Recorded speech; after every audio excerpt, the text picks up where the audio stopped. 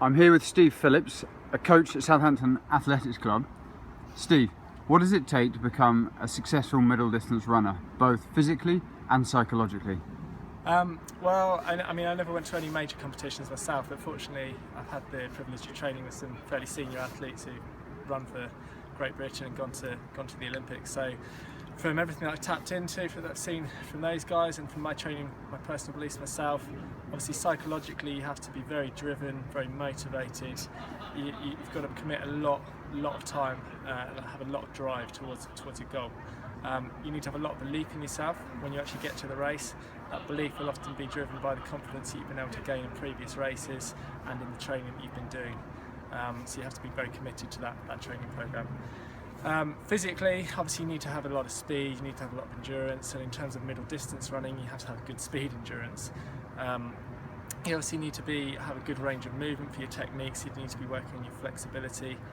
You need to work on your strength and conditioning, so you're able to actually hold that technique and just to basically make sure that you're robust enough to be able to handle the training load that is it, because speed endurance work, any of those middle distance events, they are tough, demanding events. It's a brutal part of the sport, so you need to put yourself through a lot of hard work and training and being strong.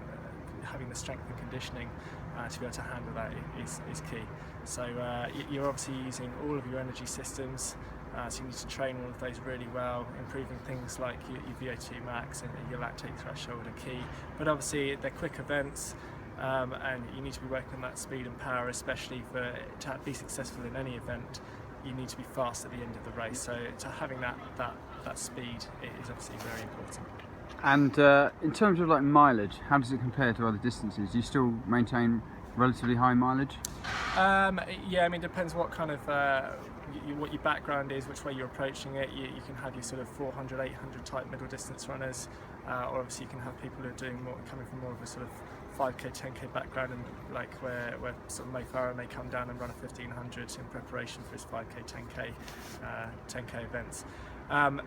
My general sort of mileage throughout the winter was around about sort of 80-90 miles a week, and then during the summer I might cut that down to somewhere between sort of 60 to 75, depending on if I was racing that week. But then you do get some outright 800 metre runners who will work more on their weight and improving their raw power. And they might not run as many miles. They'd still probably be running sort of 50 or 60 miles a week. Okay, excellent. So, if I want to run middle distance next season, starting around April time, what should I do? So it's November now. What should I do between now and then to help prepare myself for the season? So generally, a good combination of lactate threshold runs, VO2 max type efforts, so you're getting in around your sort of 2 minute, 3 minute, 4 minute repeats, K reps, mile reps if you like. You want to be doing some fartlek runs, so you learn how to buffer lactate. But obviously you want to be pushing the muscular strength side of things, so you need to be doing hill repetitions. And obviously the key part with any of the events is getting a good long run in once a week as well, just to improve your general endurance and stamina. Okay, thank you, Steve. Cheers.